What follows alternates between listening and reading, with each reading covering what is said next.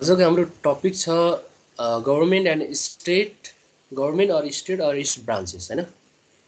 सरकार, स्टेट भनेको अब एउटा प्रान्त भयो होइन, एन्ड इट्स ब्रान्चेस, अब यसका ब्रान्चेसहरू के छन् त होइन। गभर्मेन्टलाई अर्को वर्डमा हामी अब स्टेट पनि भन्ने भयौँ होइन, एन्ड इट्स ब्रान्चेस, र यसका ब्रान्चेसहरू चाहिँ के छन्, र यसले यो पनि के हो त भन्दा यो चाहिँ कम्पोनेन्ट अफ पोलिटिकल इन्भाइरोमेन्ट। हामी अहिले बिल्कुल पोलिटिकल इन्भाइरोमेन्ट स्टडी गरिरहेछौँ, र पोलिटिकल इन्भाइरोमेन्ट मध्येमा पनि फर्स्टमा हामीले पोलिटिकल आइडियोलोजीको बारेमा कुराकानी गऱ्यौँ होइन, डेमोक्रेटिक र अटोक्रेटिक होइन, दुवै चाहिँ त्यो डिफाइन गरेर त्यसलाई फरक छुट्याउँदै त्यो दुईवटा शासन प्रणालीको बारेमा हामीले स्टडी गऱ्यौँ।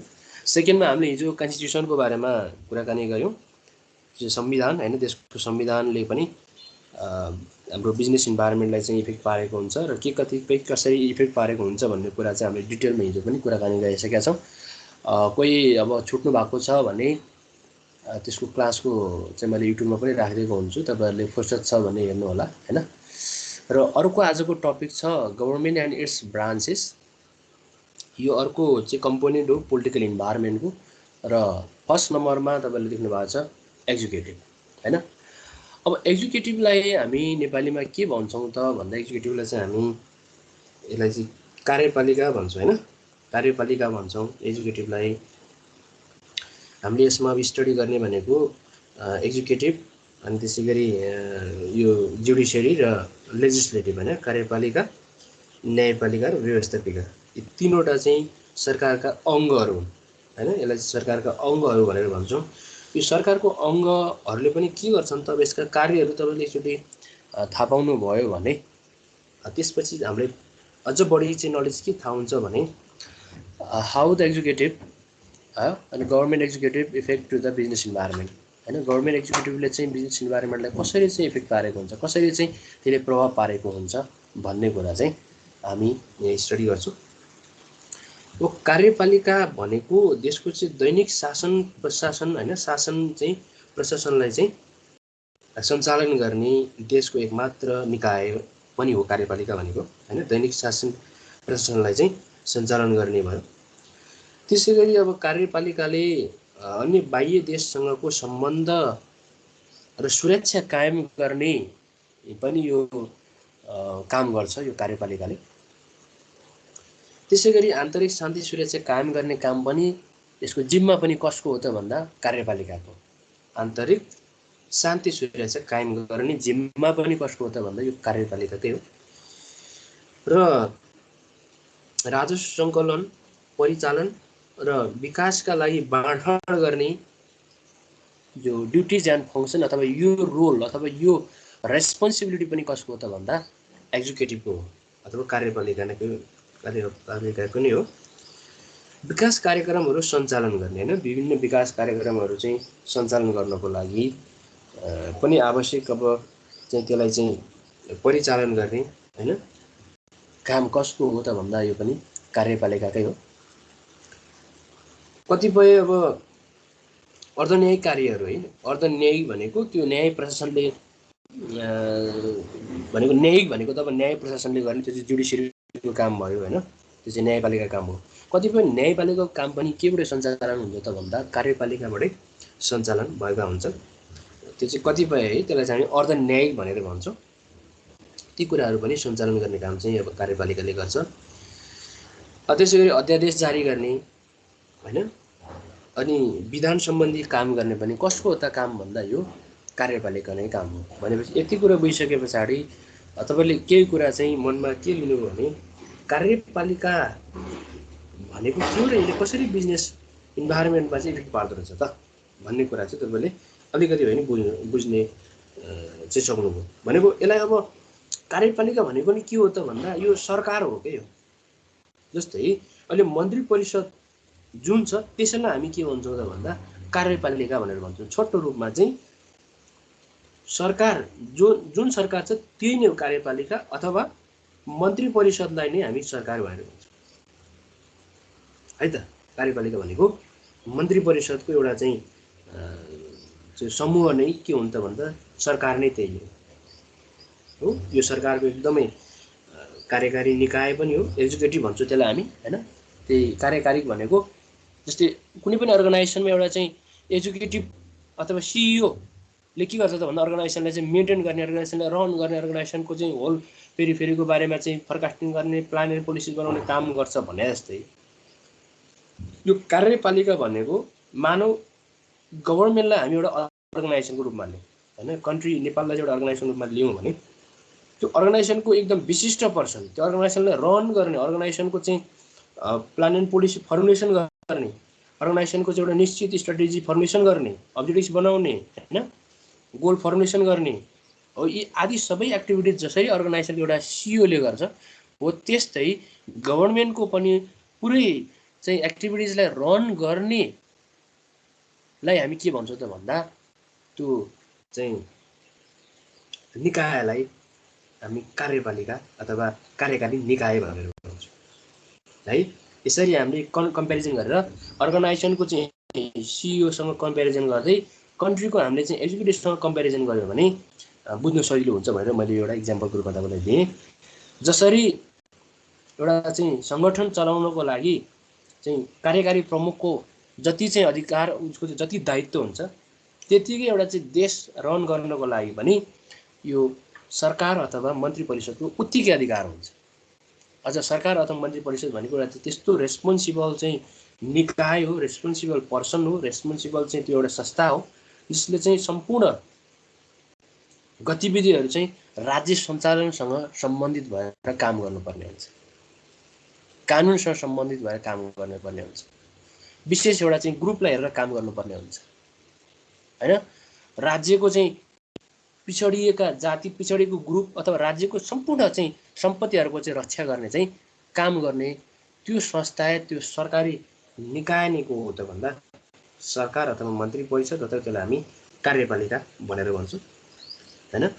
अब यो कार्यपालिकाको काम अथवा एक्जिक्युटिभको मेन काम भनेको नै नीति नियम तर्जुमा गर्ने र त्यसलाई कार्यान्वयन गर्ने काम, तर्जुमा गर्ने र त्यसलाई कार्यान्वयन गर्ने। मन्त्री परिषद सबै चाहिँ मन्त्री परिषदमा रहेका पदाधिकारीले त्यसलाई चाहिँ बनाउने र त्यसलाई कार्यान्वयनमा ल्याउने होइन। संविधान बनाउने को हो त भन्दा त्यही मन्त्री परिषदबाट नै बनाउने हो, त्यहीबाट पास हुने र त्यसलाई कार्यान्वयनमा ल्याउने पनि को हुन् त भन्दा अब यही कार्यपालिकाकै पदाधिकारी हुन्।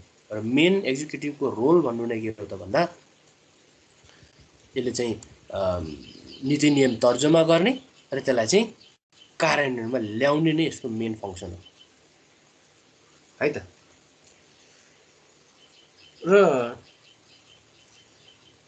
कार्यपालिकाको कुरा गर्नु पर्दाखेरि अब हामी द एक्जिक्युटिभ अफ नेपालमा federal government, state or provincial government र लोकल गभर्मेन्ट भनेर हामी यसरी तीन तहमा चाहिँ अब छुट्याएर अलि हेऱ्यौँ भने पनि अलिकति हामी सजिलो हुन्छ स्टडी गर्नको लागि।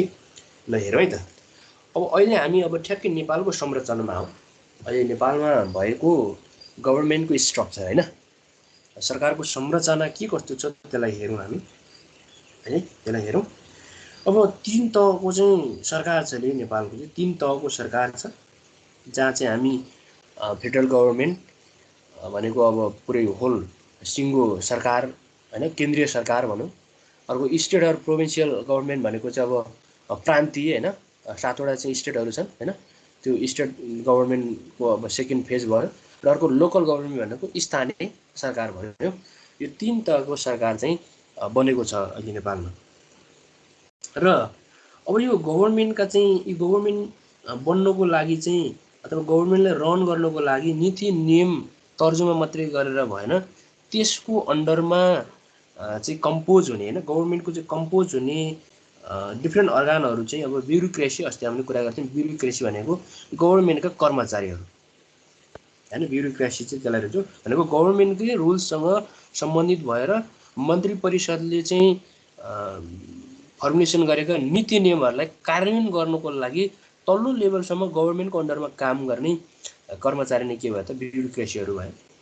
त्यसै गरी आर्मी भयो, पुलिसहरू भए, विभिन्न अब सरकारी निकायका चाहिँ बडीहरू र त्यसका अन्डरमा रहेका चाहिँ पदाधिकारीहरू, त्यसलाई चाहिँ हामी एउटा ब्युरोक्रेसी भनेर भनिहाल्यौँ हो। यिनीहरू चाहिँ के हुन् त भन्दा एक्जिक्युटिभ अथवा कार्यपालिकाले चाहिँ फर्मुलेसन गरेको नीति नियमलाई चाहिँ कार्यान्वयनमा ल्याउनको लागि गभर्मेन्टको थ्रुबाट जब पर्फर्मेन्स गर्ने अथवा एक्टिभिटिज पर्फर्मेन्स गर्ने चाहिँ के भयो त भन्दा अर्गानहरू भयो गभर्मेन्ट हो। त्यो फेडरल गभर्मेन्टमा पनि हुन्छ, स्टेट गभर्मेन्टमा पनि हुन्छ, लोकल गभर्मेन्टमा पनि हुन्छ।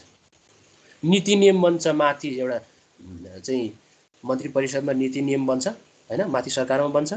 त्यसलाई फर्मुलेसन गर्नको लागि अब त्यही मन्त्री परिषदकै आदेशमा के हुन्छ त भन्दा तल्लो लेभलसम्म जुन लेभललाई टार्गेट गरेको जसरी चाहिँ कार्यान्वयन गर्ने हो त्यो कार्यान्वयन गर्नको लागि हामीसँग चाहिँ विभिन्न ब्युरोक्रेसीहरू हैन, आर्मीहरू, पुलिसहरू हैन, अदर चाहिँ अब गभर्नमेन्टको अन्डरमा चाहिँ वर्क पर्फर्मेन्स गर्ने ब्युरोक्रेसी नै भन्छौँ त्यसलाई हामी। एउटा भन्नुपर्दा ब्युरोक्रेसी भनौँ न हैन हो।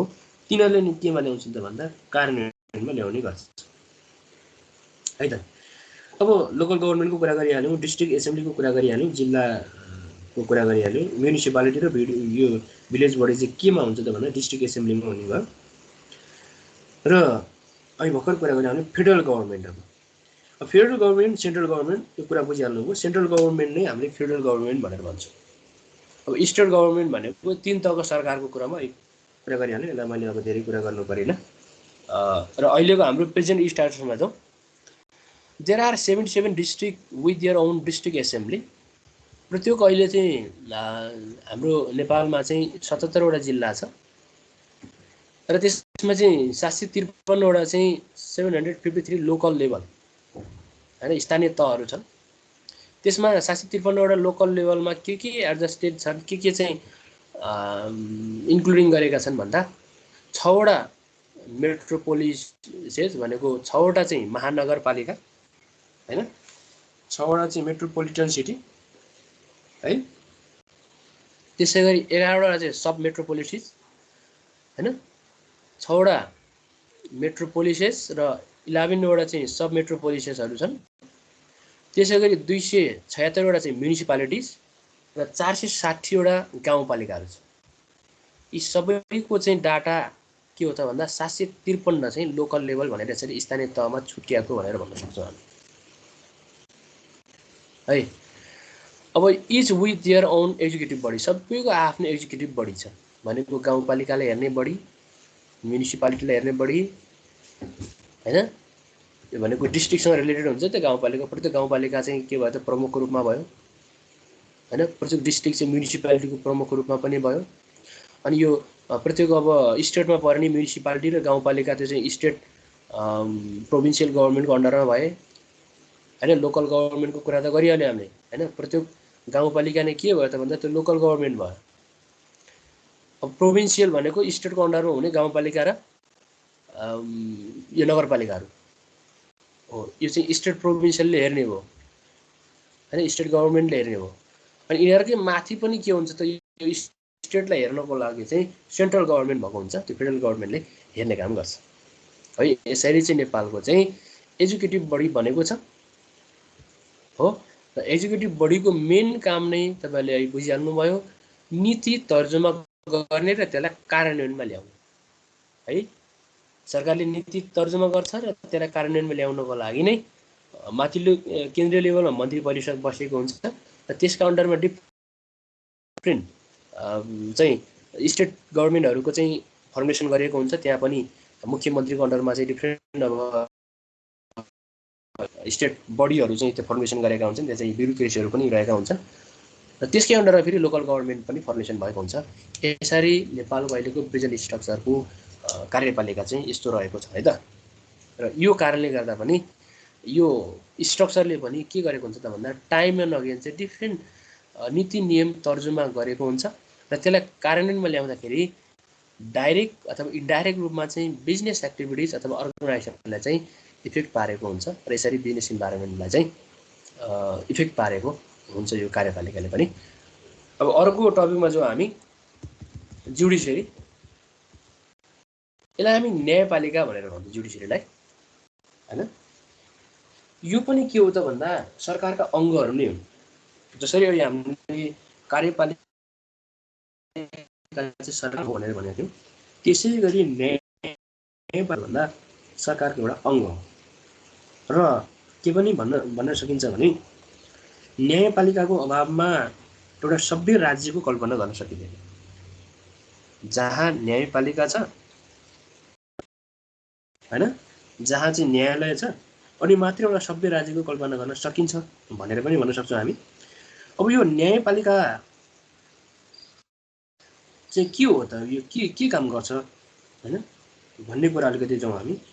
त न्यायपालिका भनेको राज्यको चाहिँ न्यायिक शक्तिको प्रयोग गर्ने हैन, कानुनको व्याख्या गर्ने, कानुनको संरक्षण गर्ने, त्यसैगरी विवादित कुराहरू, विवादित प्रश्नहरू, कानुनी प्रावधानहरू, कानुनी प्रश्नहरूको निर्धारण गर्ने र त्यस्ता विवादित रहेका चाहिँ प्रश्नहरू, विवादमा रहेका चाहिँ कुराहरूलाई चाहिँ निराकरण गर्ने र संविधानद्वारा सङ्गठन भएका हैन, संविधानद्वारा चाहिँ सङ्गठित भएका 3 अङ्ग मध्येको एउटा महत्त्वपूर्ण अङ्ग पनि के हो त भन्दा यो न्यायपालिका हो। जम्मा संविधानबाट चाहिँ सङ्गठन भएको 3वटा अङ्ग भनेर हामी कार्यपालिका, न्यायपालिका र व्यवस्थापिका भनेर भन्छौँ। त्यो मध्येको एकदमै महत्त्वपूर्ण अङ्ग भनेको न्यायपालिका हो है त। र यो राज्यको गैर राजनैतिक अङ्ग पनि हो यो हैन। कुनै पनि राजनीतिक दलको अधीनमा नरहिकन तटस्थ रूपमा चाहिँ सरकारको पक्षमा, जनताको पक्षमा चाहिँ बहस गर्ने, जनताको पक्षमा चाहिँ न्याय दिलाउने एउटा चाहिँ गैर राजनीतिक अङ्ग पनि हो यो। न्यायपालिका नै के हो त भन्दा गैर राजनीतिक अङ्ग हो। किनभने एजुकेटिभमा त त्यो राजनीतिक दलको बहुमतको आधारमा मन्त्री परिषद गठन हुन्छ र त्यहाँ चाहिँ राजनीतिक दलको चाहिँ हालिमुहाली हुने हुन्छ कार्यपालिकामा। तर न्यायपालिकामा चाहिँ त्यस्तो हुँदैन। न्यायपालिका भनेको विशुद्ध राजनीतिक संस्था हो। त्यहाँ चाहिँ कुनै पनि राजनीतिक दलका दबाव अडानमा चाहिँ के हुँदैन त भन्दाखेरि न्याय अथवा न्यायिक कार्य चाहिँ प्रदान गर्ने काम हुँदैन। र राज्यको न्यायपालिकाले चाहिँ त्यो न्यायिक शक्ति चाहिँ विभिन्न अदालतहरूले प्रयोग गर्ने गर्छन् हैन। विभिन्न अदालतहरू पनि छन्। वर्तमान नेपालको सन्दर्भमा हेर्नुहुन्छ भने अब सुप्रिम कोर्ट छ, हाई कोर्टहरू छन्, डिस्ट्रिक्ट कोर्टहरू छन्, र विभिन्न न्यायिक अङ्गहरू पनि छन् हैन। त्यसलाई हामी चाहिँ अब सर्वोच्च अदालत पनि भनेर भन्छौँ, पुनरावेदन अदालत भनेर भन्छौँ, डिस्ट्रिक्ट अदालत भनेको अब जिल्ला अदालत। यसरी 3 तहको अदालत त छँदैछ र अरू पनि अब चाहिँ न्यायिक अङ्गहरू पनि छन् कार्यपालिकाको थ्रुमा हैन। अब मेन चाहिँ यो न्यायपालिकाले गर्ने भनेको हैन, यो व्यवस्थापिकाद्वारा बनाइएको कानुन हुन्छ कि व्यवस्थापिकाले कानुन बनाउँछ। अहिले हामी त्यो व्यवस्थापिकाको बारेमा कुराकानी गरिहाल्छौँ। यो लेजिस्लेटिभ हैन, 3वटा अङ्गको बारेमा भर्खर हामीले कार्यपालिकाको कुरा गऱ्यौँ। अहिले हामी न्यायपालिकाको बारेमा कुरा गर्दैछौँ र यो पछि फेरि हामी व्यवस्थापिकाको कुरा गर्छौँ। अब व्यवस्थापिकामा के हुन्छ त भन्दा कानुन बनाउने काम हुन्छ हैन। त्यो कानुनको चाहिँ सुपरिवेक्षण गर्ने हैन, त्यो कानुनको चाहिँ संरक्षण गर्ने हैन, नागरिक र राज्य बिचको हैन, नागरिक र राज्य बिचको चाहिँ एउटा चाहिँ विवादलाई चाहिँ समाधान गर्ने यो काम कसको हो त भन्दा न्यायपालिकाको हो हैन। यो चाहिँ सरकारकै पक्षमा अथवा सरकार सम्बन्धी भएका विवादहरूलाई नै के गर्ने हो त भन्दा यो सरकारको पक्षबाट चाहिँ न्याय प्रदान गर्ने है। यो काम नै कसको हो भन्दा न्यायपालिकाको अथवा जुडिसियरी भनेर भन्छौँ त्यसलाई हामी हो। र ओभरअल्ली न्यायपालिकाको काम भन्ने कानुनको चाहिँ के गर्ने त भन्दा रक्षा गर्ने भयो। कानुनको शासनलाई चाहिँ सार्थकता तुल्याउने काम नै हो।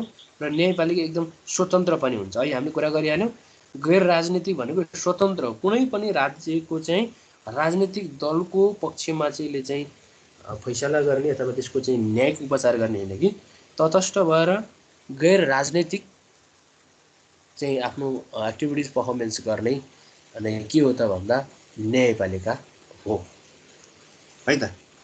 अब यो न्यायपालिका अलिकति कामहरूको कुराकानी गरौँ। अब न्यायपालिकाले के काम गर्छन् त भन्दा अहिले पनि हामीले कुरा गऱ्यौँ विभिन्न विवाद र प्रश्नहरूको चाहिँ निश्चित टुङ्गो लगाउने काम गर्छ यसले हैन। कानुन अनुसार नै यसले टुङ्गो लगाउने काम गर्छ र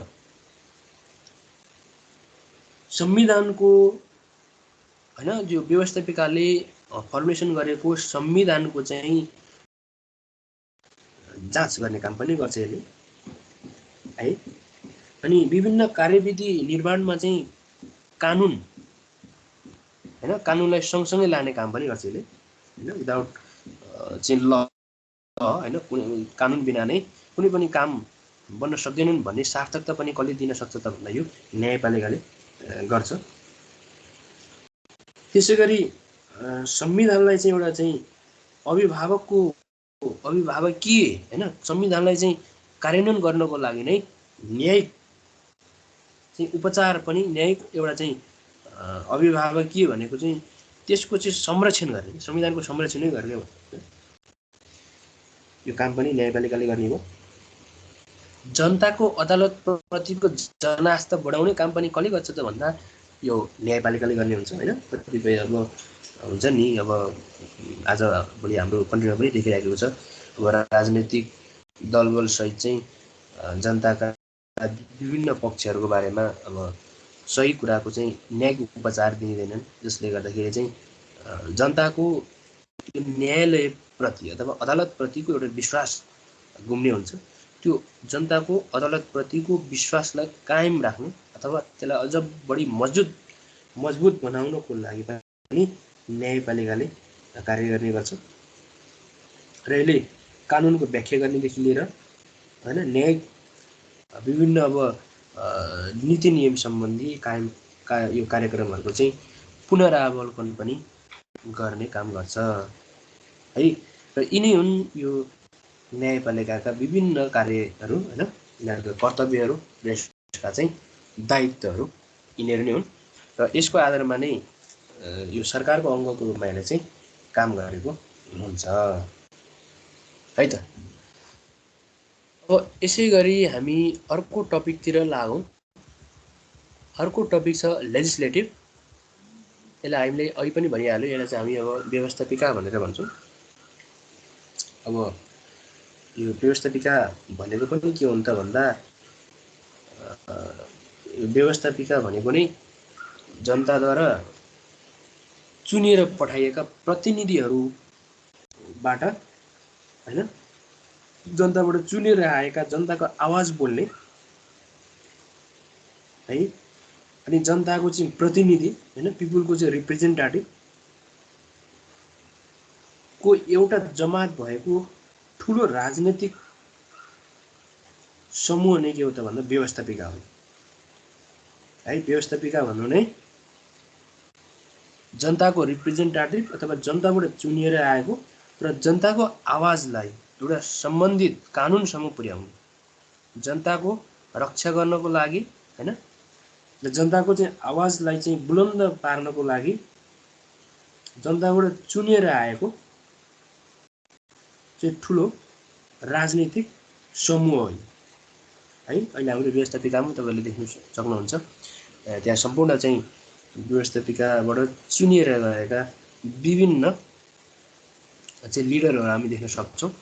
त्यहाँ चाहिँ कोही अब प्रत्यक्ष रूपमा चाहिँ चुनाव लडेर त्यसले जितेर त्यसरी पनि जानुभएको छ।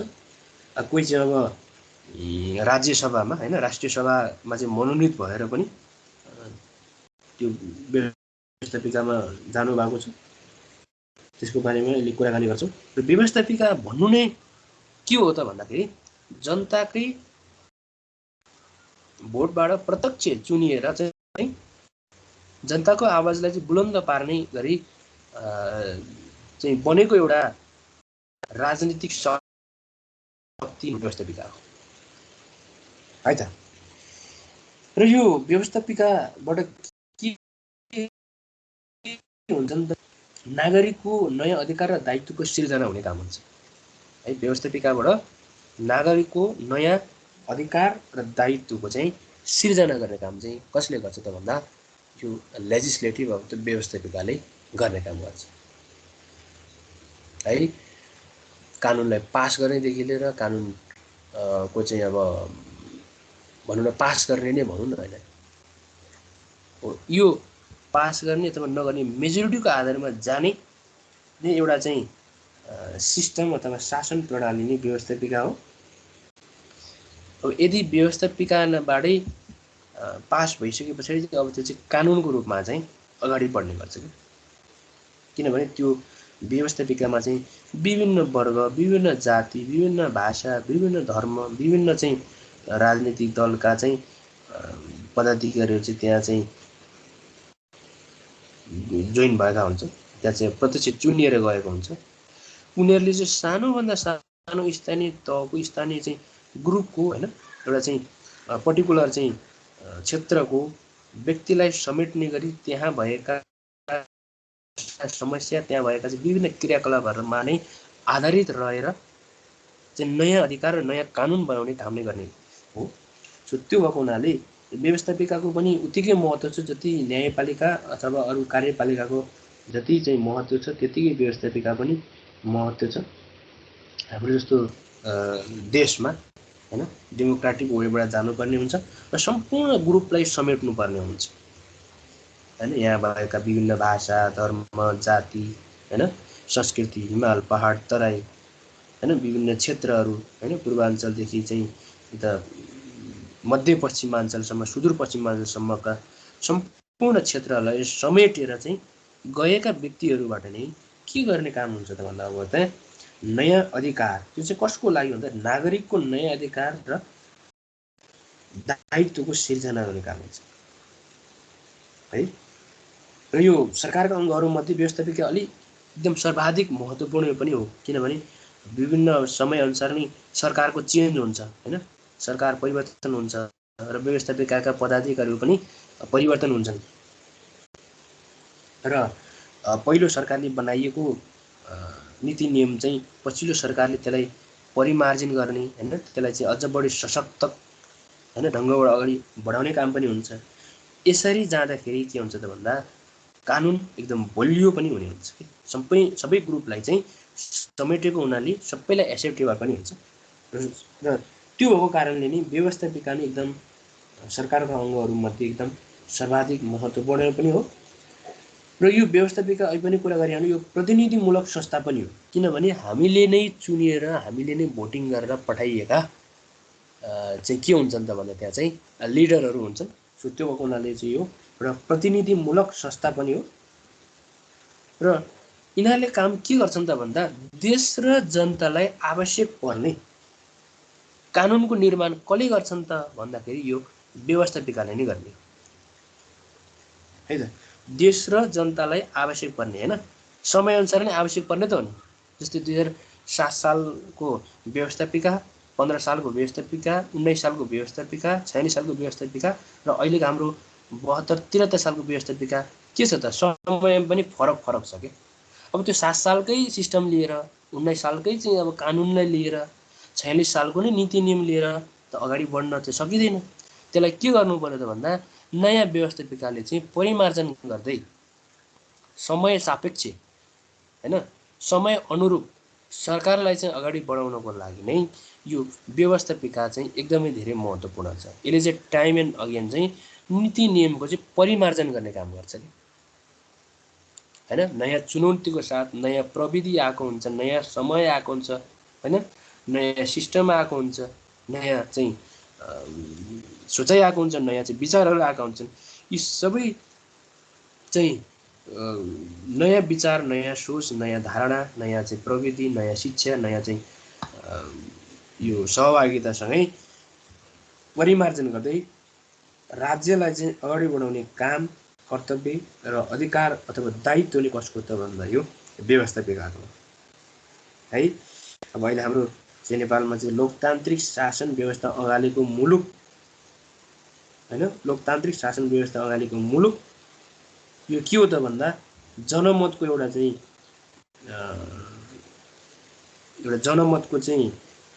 यो असर भनौँ अथवा जनमतको चाहिँ यो चाहिँ एउटा मिरर होइन जनमतको चाहिँ प्रतिबिम्ब पनि हो यो होइन।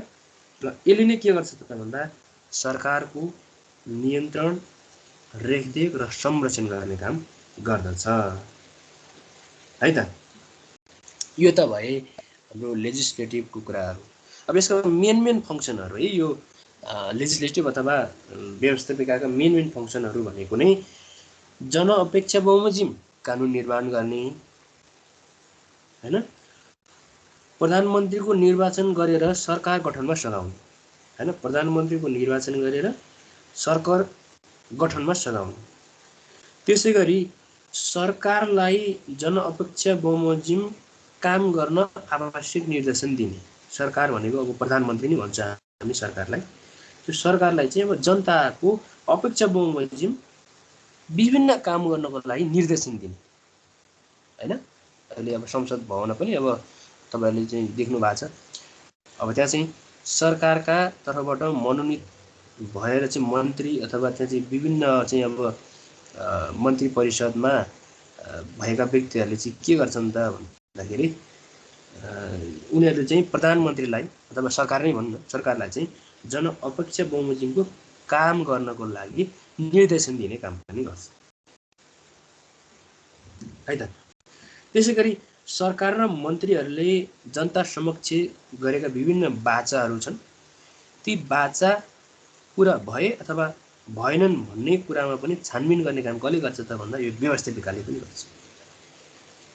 त्यसै गरी बजेट सम्बन्धी आवश्यक छलफल गर्ने हैन।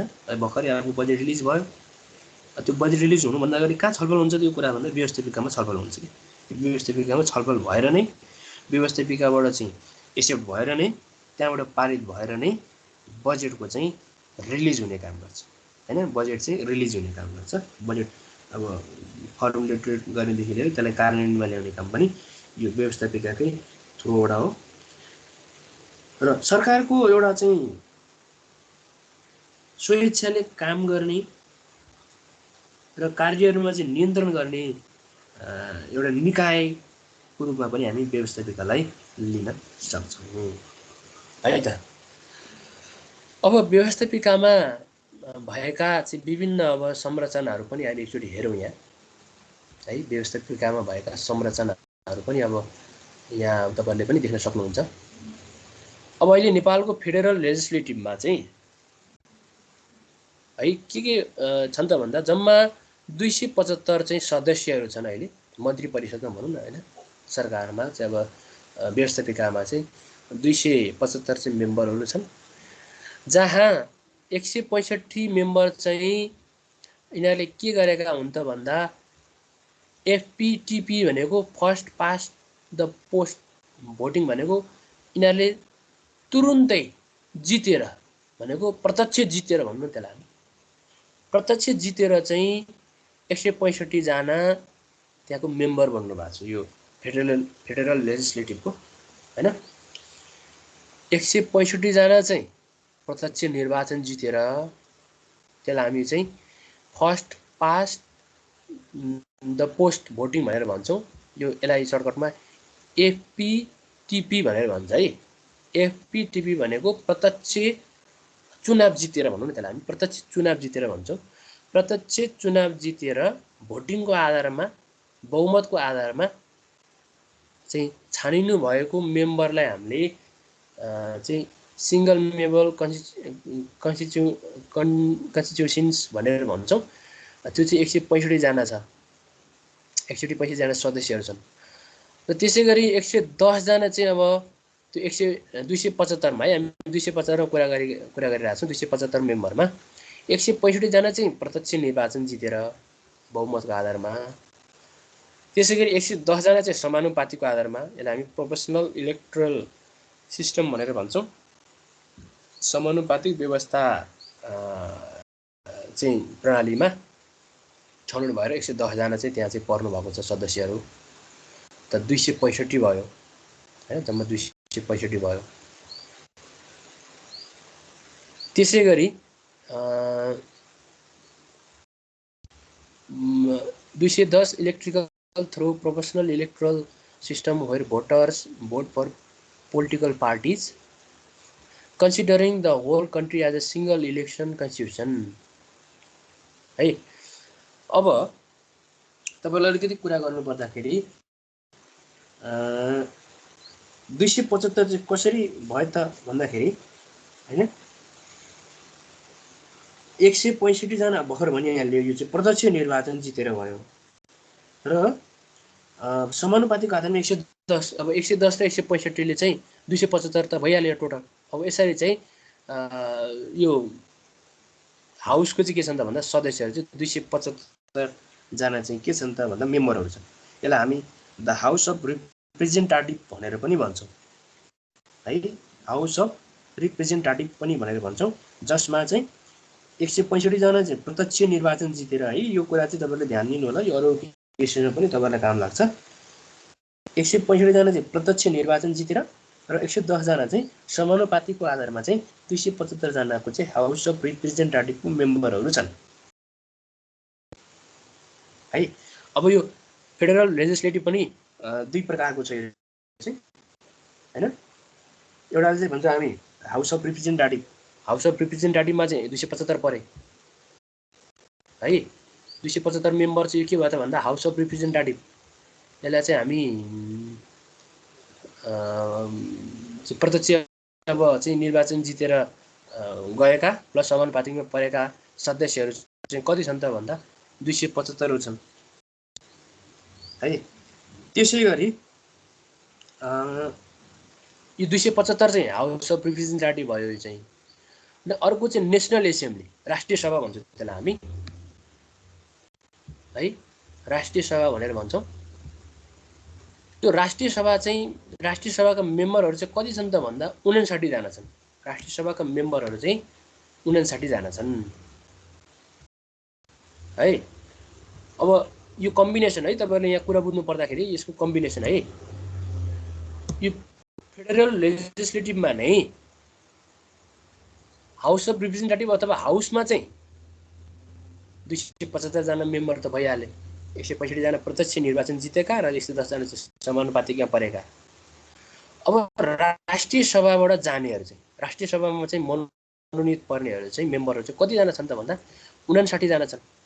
अब 59 जना पनि कसरी चाहिँ अब यो निर्धारण गरिएको छ त भन्दा प्रत्येक स्टेटबाट 8 जना मेम्बर, इच स्टेटबाट चाहिँ 8 मेम्बर। अब प्रत्येक स्टेट भनेपछि जम्मा हाम्रो नेपालमा 7वटा स्टेट छ, 7 प्रदेश छन्।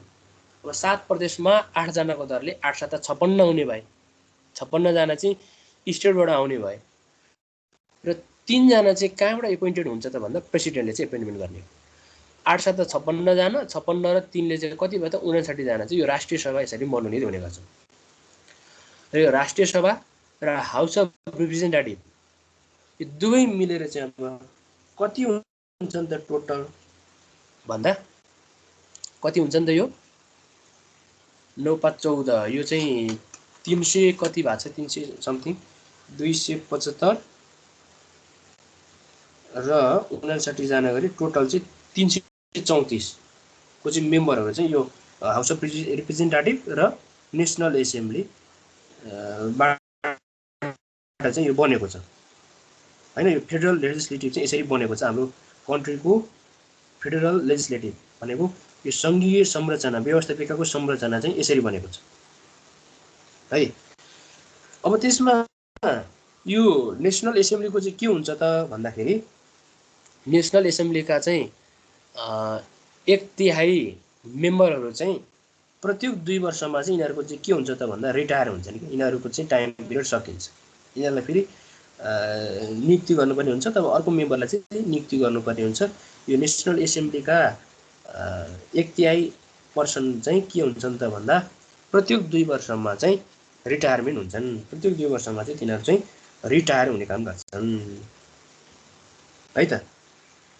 र यी कुराहरू भए चाहिँ के भयो त भन्दा यो फेडरल लेजिस्लेटिभको चाहिँ स्ट्रक्चरको रूपमा भयो चाहिँ हैन। फेडरल लेजिस्लेटिभको स्ट्रक्चरको रूपमा भयो अथवा सङ्घीय कार्यपालिकाको सदस्यहरू हैन, चाहिँ कार्यपालिका नभनौँ, व्यवस्थापिका भनौँ न, सङ्घीय संसदका सदस्यहरू भनौँ न, सङ्घीय व्यवस्थापनिकाका सदस्यहरू जे भने पनि सङ्घीय संसदका सदस्यहरूमा 275 चाहिँ यो हाउस अफ रिप्रेजेन्टेटिभ भए र 59 चाहिँ यो नेसनल एसेम्ब्ली दुवै गरेर चाहिँ के भएको हुन्छ त भन्दा सङ्घीय चाहिँ संसदको चाहिँ एउटा मेम्बर बनेको हुन्छ, एउटा चाहिँ ग्रुप बनेको हुन्छ यसरी है त। यो त भयो फेडरल लेजिस्लेटिभको कुरा भयो। त्यसै गरी अब स्टेट अर प्रोभिन्सियल लेजिस्लेसनमा पनि कुराकानी गरौँ। अब स्टेटको पनि कुरा त्यही नै हो। स्टेटमा पनि त्यहाँ चाहिँ नियुक्ति हुने भनेको चाहिँ त्यो भोटिङकै आधारमा नै उनीहरू चाहिँ अब यो चाहिँ केमा रहने हुन् त भन्दा चाहिँ स्टेटमा रहने हो। यो चाहिँ प्रत्येक स्टेटमा 7वटा स्टेट छन् अहिले नेपालमा, स्टेटका चाहिँ लेजिस्लेटिभहरूको कुराकानी भयो। यो पनि के को आधारमा चाहिँ यो छनौट हुन्छ त भन्दा यिनीहरूको यो भोटिङको आधारमा हो यो होइन। पहिला भोटिङ गर्दाखेरि नेपाल कम्युनिस्ट पार्टीले प्रदेश 1मा चाहिँ कति सिट ल्यायो, कति सिट जित्यो, कति सिट जित्यो, सङ्घीय समाजवादी फोरमले कति सिट जित्यो, राष्ट्रिय जनता पार्टीले कति सिट जित्यो, यो सबै सिटलाई चाहिँ जोडेर अनि प्रदेशको चाहिँ के बनाएको हुन्छ त भन्दा त्यहाँको चाहिँ स्टेट लेजिस्लेटिभ अथवा स्टेट एसेम्ब्ली बनाएको हुन्छ कि, स्टेट एसेम्ब्ली बनाएको हुन्छ, सङ्घीय सदन बनाएको हुन्छ होइन। सङ्घीय सदनका चाहिँ मेम्बरहरू चाहिँ त्यसरी चाहिँ छनौट गरिएका हुन्छन्। अब त्यो छनौट हुने भनेको अब निर्वाचन क्षेत्रका आधारमा भनौँ होइन, त्यो निर्वाचन क्षेत्र चाहिँ अब छुट्याइदिएको हुन्छ। त्यो निर्वाचन क्षेत्रको आधारमा नै त्यहाँबाट चाहिँ विभिन्न पार्टीका चाहिँ लिडरहरूले चाहिँ चुनाव लड्ने हुन्। त्यो चुनावकै आधारमा उनीहरूको भोटको आधारमा नै त्यो सङ्घीय सदनको चाहिँ के हुन्छ त भन्दा मनोनितमा जाने हुन्छन् है। यसका पनि अब प्रोसिडियर छन्। स्टेट लेजिस्लेटिभ भन्दा छ तपाईँहरूले चाहिँ सङ्घीय सदनका सदस्यहरू भनेर बुझ्नुहोस्। अब यसका आफ्नो मुख्यमन्त्रीहरू हुन्छन् होइन, मुख्यमन्त्री पनि अब यो नियुक्ति गर्ने हो होइन। त्यो नियुक्तिको आधारमा मुख्यमन्त्रीको आधारमा अरू मन्त्रीहरूले चाहिँ काम गर्ने पनि हुन्छ। यो चाहिँ स्टेट लेजिस्लेटिभको कुराकानी भयो है त। त्यसै गरी अब लोकल लेजिस्लेटिभमा कुराकानी गर्नुपर्दाखेरि यो चाहिँ स्थानीय सदन भन्छ हामी। स्थानीय सदनमा पनि म्युनिसिपालिटी एसेम्ब्ली र रुरल म्युनिसिपालिटी एसेम्ब्लीहरू हुन्छन्। यो पनि यसका चाहिँ छुट्टै व्यवस्था अनुसार नै त्यहाँको सदनहरू चाहिँ बनेको हुन्छ। र हामी धेरै त्यो यसको भित्री गहिराइमा नगइकन यसको चाहिँ खास के हुन्छ त भन्दाखेरि यसको चाहिँ सदनहरू चाहिँ कसरी चाहिँ के छन् त यसका सदनहरू भन्ने बारेमा मात्रै हामी कुराकानी बुझौँ। भनेको फेडरल लेजिस्लेटिभ चाहिँ पुरै होल कन्ट्रीकै भइहाल्यो। स्टेट लेजिस्लेटिभ भनेको चाहिँ अब यो हाम्रो स्टेटको सदन भइहाल्यो र लोकल लेजिस्लेटिभ भनेको चाहिँ स्थानीय सदन भइहाल्यो, स्थानीय सरकार भइहाल्यो, स्थानीय सरकारको चाहिँ सदन भयो। यी कुराहरूलाई नै हामी लिएर चाहिँ अथवा बुझेर अगाडि बढ्न सक्छौँ है त। र यो त भए अब हाम्रो व्यवस्थापिकाको कुराकानी भयो। व्यवस्थापिका भनेको यसका चाहिँ संरचना, व्यवस्थापिकाको संरचना भनौँ न होइन। कन्ट्रीमा चाहिँ व्यवस्थापिकाको संरचना कहाँ कुन लेभलमा छ भन्ने कुरा चाहिँ हामीले अहिले यहाँ स्टडी गऱ्यौँ। त्यसै गरी अब यो गभर्मेन्टको ब्रान्चेसको रूपमा अब भर्खर हामीले गभर्मेन्टको बडीको रूपमा त 3वटा चाहिँ अर्गानको रूपमा हामीले स्टडी गऱ्यौँ। चाहिँ हामीले अब कार्यपालिका, न्यायपालिका र व्यवस्थापिका होइन, एजुकेटिभ, जुडिसियरी र लेजिस्लेटिभ भनेर 3वटा चाहिँ सरकारको यो अङ्गको बारेमा चाहिँ हामीले स्टडी गऱ्यौँ। यसको चाहिँ अर्गानको रूपमा स्टडी गऱ्यौँ। र यसका चाहिँ अब डिफ्रेन्ट अदर ब्रान्चेसहरू होइन अब अरू पनि छन्। त्यसलाई हामी कन्स्टिट्युसनल बडिज भनेर भन्छौँ। कन्स्टिट्युसनल बडिज भनेर भन्छौँ, संवैधानिक अर्गानको रूपमा भन्छौँ त्यसलाई हामी होइन, संवैधानिक अङ्गको रूपमा पनि भनेर भन्छौँ। अब तिनीहरू चाहिँ के छन् त भन्दाखेरि एक दुईवटा तपाईँले इक्जाम्पल दिनुहोस् त के छन् लु। तपाईँले भन्नु त तपाईँहरूको थ्रुबाट संवैधानिक अर्गान अरू के छन् त भने त्यसलाई हामी कन्स्टिट्युसनल बडिज भनेर भन्छौँ के छन् भन्नु त, जसले चाहिँ राज्यलाई एउटा चाहिँ सशक्त ढङ्गले अगाडि बढाउनको लागि राज्यका भएका मुद्दा मामिलाहरू चाहिँ विशेष प्रकारले हेर्ने काम गर्छ कि। त्यस्ता कन्स्टिट्युसनल बडिजहरू चाहिँ के छन् एकचोटि भन्नु त, त्यो पनि हाम्रो संविधानमा नै व्यवस्था गरिदिएको छ। संविधानमा नै रहेर नै commission, election commission, national human right कमिसनहरू हैन सर त्यस्तोहरू। हजुर भेरी गुड। अब तिनीहरू नै हुन् ह्युमन राइट अब संवैधानिक अङ्ग भनेको नै तिनीहरू नै होइन, संवैधानिक पनि तिनीहरू नै हुन्। अब त्यसलाई हामी जस्तै के भन्छौँ त, अब कन्स्टिट्युसनल बडीको रूपमा अब हामी एकै रूपमा चाहिँ अब डिफ्रेन्ट अब एउटैमा चाहिँ कुराकानी गरौँ। जस्तै अब अख्तियार दुरुपयोग अनुसन्धान आयोग, त्यसै गरी महालेखा परीक्षक, लोकसेवा आयोग, निर्वाचन भन्नुभएको छ तपाईँले, राष्ट्रिय मानव अधिकार आयोग निर्वाचन होइन, राष्ट्रिय महिला आयोग छ, राष्ट्रिय दलित आयोगहरू छन्, राष्ट्रिय समावेशी आयोग, आदिवासी जनजाति आयोग, मधेसी आयोग, थारू आयोग होइन, मुस्लिम आयोग, अनि राष्ट्रिय प्राकृतिक स्रोत तथा वित्त आयोग, यो आयोगहरू चाहिँ के छन् त भन्दा कन्स्टिट्युसनल बडीको रूपमा चाहिँ रहेर काम गर्ने गर्छन्। यिनीहरूको पनि यो काम कर्तव्य अधिकार चाहिँ नेपालको संविधानमा अहिलेको नयाँ होइन 72 को संविधानमा नै उल्लेख गरिएको पनि छ। यसलाई हामी संवैधानिक निकाय बमोजिम नै गठन भएको अधिकार प्रत्यार्जन गरेर गठन भएको निष्पक्ष र पारदर्शिता जवाबदेहिता कायम भएको संस्था अथवा कन्स्टिट्युसनल बडिज भनेर भन्छौँ हैन। जस्तै अडिटर जेनरल यो कुरा गरिहाल्यौँ। अब इङ्ग्लिसमा भन्नुपर्दाखेरि commission for the investigation of abuse of authority भनेर हामीले यो अख्तियार दुरुपयोग अनुसन्धान आयोग भनेर भन्छौँ है। यसलाई अब तपाईँले नि हेर्नु होला, कन्स्टिट्युसनल बडी भनेर हामी commission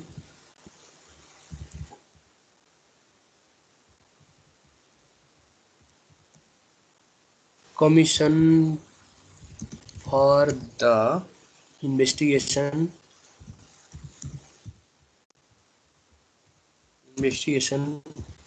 of abuse of authority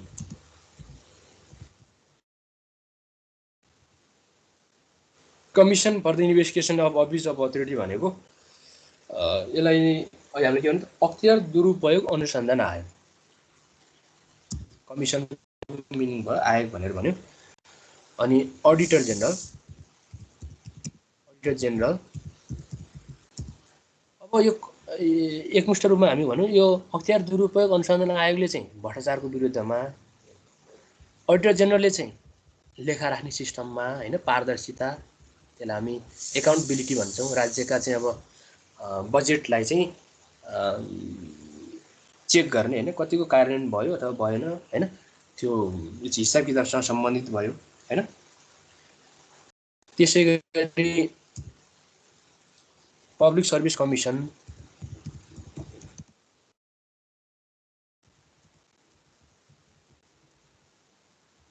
भनेको अब यसलाई चाहिँ हामी के भन्यौँ त भन्दा सेवा आयोग चाहिँ के को लागि त भन्दा यो चाहिँ रिक्रुटमेन्ट गर्ने के कर्मचारी रिक्रुटमेन्ट गर्ने, सरकारको तर्फबाट चाहिँ एउटा इम्प्लोइमेन्ट चाहिँ रिक्रुटमेन्ट गर्ने चाहिँ आयोग भयो यो पब्लिक सेवा आयोग। त्यसै गरी इलेक्सन कमिसन निर्वाचन आयोग,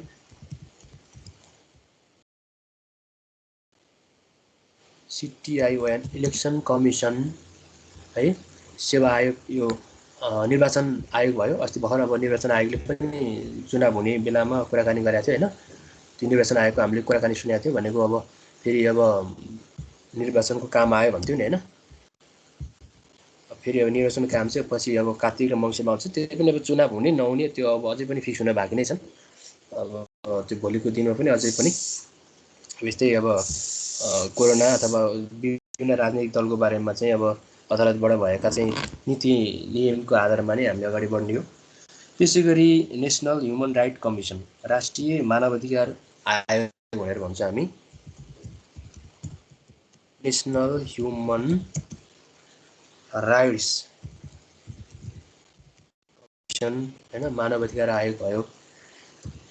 त्यसै गरी यो मानवाधिकार आयोगले चाहिँ अब मानव अधिकार विशेष त भनेको right ensure for the protection promotion of human होइन, मानवको चाहिँ अब उसको अधिकार प्रत्यार्जन अधिकारको चाहिँ रक्षा गर्ने काम भयो यो मानव अधिकार आयोगले।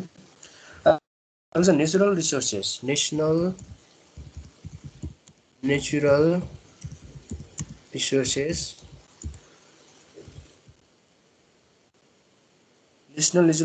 एन्ड फिस्कल कमिसन,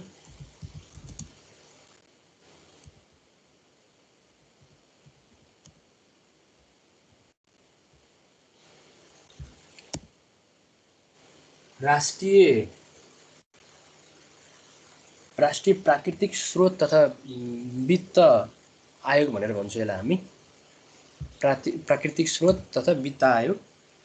त्यसै गरी नेसनल वुमन कमिसन,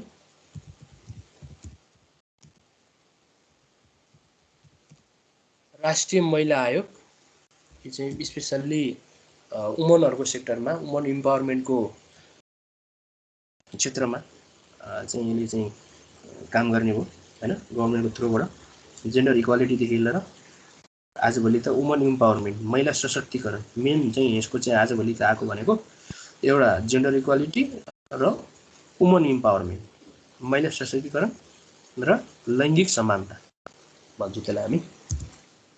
अर्को छ नेसनल दलित कमिसन।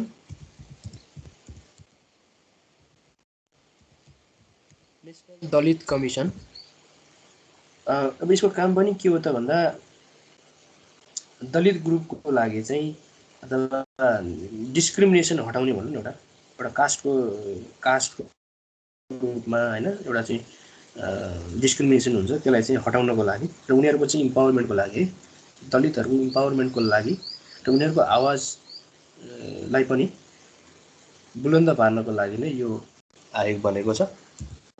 त्यसैगरी अर्को छ नेसनल इन्क्लुजन कमिसन। त्यसलाई हामी समावेशी आयोग भनेर भन्छौँ है। नेसनल इन्क्लुजन CLUSION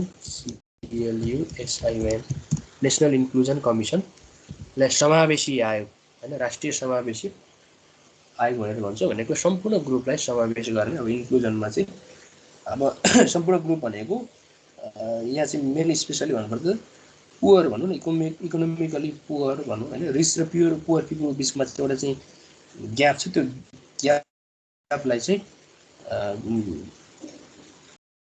त्यो खाडललाई चाहिँ पूर्णको लागि बनेको आएको हो यो हैन। इकोनोमिक सोसियल्ली चाहिँ ब्याकवर्ड भएका पिछडिएका वर्ग हैन जात जाति यी ग्रुपलाई गर्ने भयो चाहिँ। अर्कोमा छ indigenous nationalities Madhesi Tharu and Muslim communities भनेको चाहिँ यसलाई चाहिँ हामी के भन्छौँ भन्दा आदिवासी जनजाति आयोगलाई हामी इन्डिजिनियस नेसनालिटिज हैन इन्डिजिनियस GNEOUS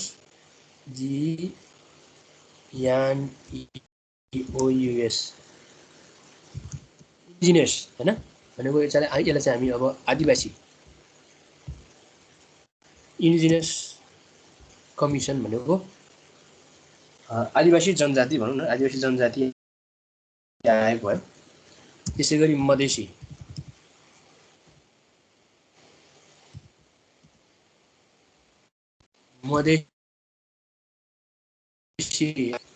है थारू आयोग यी सबै अब हुन त इन्डिजिनियस इन्क्लुजनमै पर्ने भयो हैन।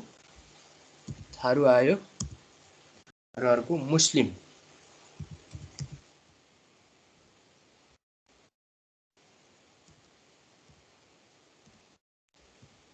यी आयोगहरू चाहिँ के भयो त भन्दा संवैधानिक अङ्गको रूपमा आएनहरू है।